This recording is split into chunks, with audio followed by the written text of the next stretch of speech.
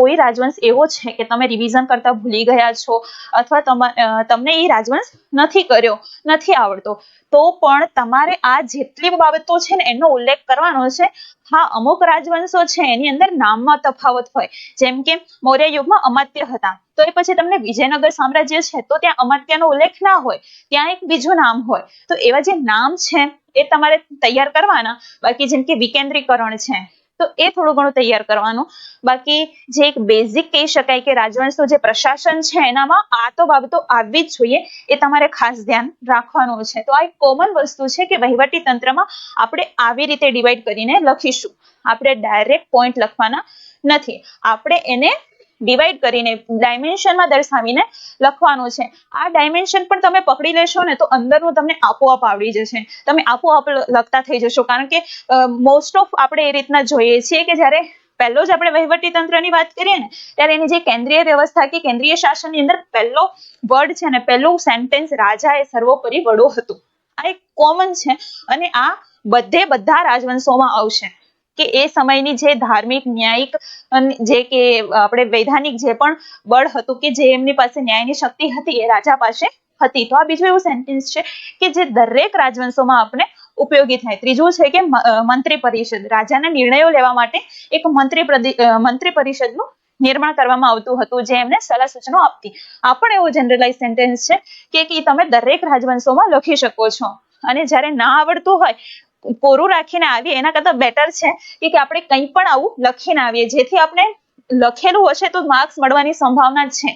પરંતુ જો તમે કોરું કે ખાલી રાખી નથી આવડતો રાજવંશ નથી કર્યું મેં તૈયાર એવું વિચારીને જો એને કોરું મૂકી આવો છો, એનો મિનિંગ છે કે ત્યાં તમને 0 જ મળશે. તો એના કરતા બેટર છે કે આપણે એક કોમન ફ્રેમવર્ક યાદ રાખી લઈએ, એ જે તમને કહેવાય ને કે યાદ રાખવામાં પણ એક ઈઝી રહેશે. તો જો કોઈ પણ પ્રશાસન માટે પહેલે એની કેન્દ્રીય રાજ વ્યવસ્થા હોય, તો કેન્દ્રીય રાજ વ્યવસ્થાની અંદર આપણે પહેલી બાબત છે કે રાજાશાહી હતી. કોઈ પણ રાજવંશમાં સિમિલર જ રહેશે. પછી કે રાજા એ સર્વોચ્ચ વડો હતો, એ પણ કોમન રહેશે. પછી છે ધાર્મિક, આર્થિક, નૈતિક, રાજકીય સત્તા રાજવા પાસે રહેતી. આ પણ એક કોમન વસ્તુ છે. અને મેં પહેલા કીધું એમ કે મદદ માટે મંત્રી પરિષદ હતી. તો આ પણ તમે દરેક રાજવંશમાં લખી શકો છો.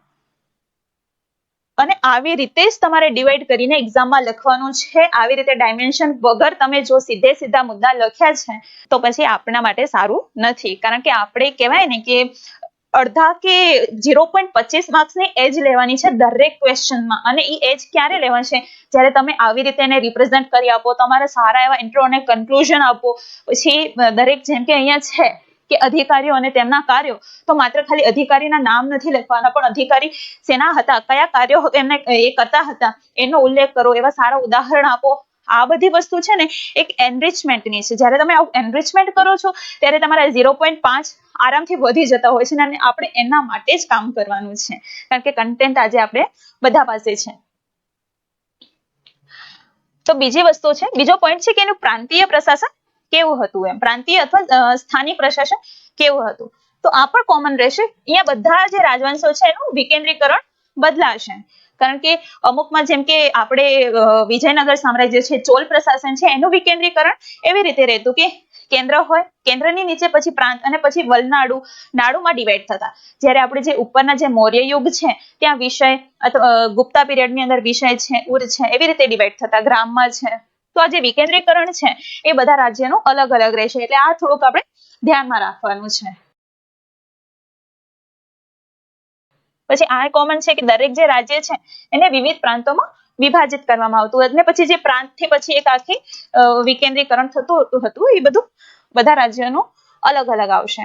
અને અમુકમાં જે સ્થાનિક સંસ્થા છે તો એ પણ આપણે કરવાની રહેશે કે સ્થાનિકમાં કેવી રીતે વહીવટ થતો. સ્થાનિક જો ગામ છે તો ગામનો વહીવટ કેવી રીતે થતો, જો નગર છે તો નગરનો વહીવટ કેવી રીતે થતો. તો આપણે પ્રાંતીય અને સ્થાનીય પ્રશાસનમાં એ લખીશું. પછી આપણે એના અધિકારીઓ અને તેમના કાર્યો લખીશું. એનું હેડિંગ બનાવવાનું અને પછી એના કાર્યો લખવાના છે. પછી દરેક રાજવંશના અલગ અલગ છે, એટલે તમારે કોઈ પણ 4 થી 5 એવા જે અધિકારીઓ હોય જે તમને યાદ રહી શકતા હોય એ યાદ રાખવાના છે. પછી છે એની ન્યાય વ્યવસ્થા. કે એની ન્યાય વ્યવસ્થામાં કોને સર્વોપરી માનતા હતા.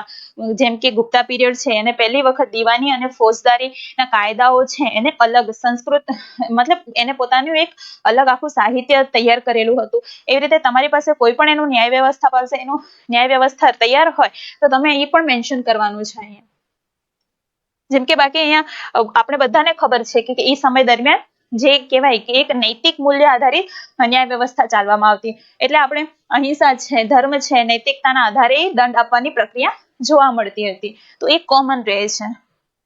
પછી ગુપ્તચર તંત્ર, તમારી પાસે જો કોઈ ગુપ્તચર તંત્રની માહિતી હોય, જેમ કે આપણે વિષકન્યા તરીકે મૌર્ય યુગમાં જોવા મળે છે, તો એવી રીતે કોઈ એવા સામ્રાજ્યની અંદર વધારે પ્રમાણમાં એ આપણે જાસૂસી પ્રણાલી વિકસિત હતી, તો એ તમે મેન્શન કરી શકો. આ બધું વહીવટની અંદર મેન્શન કરવાનું છે.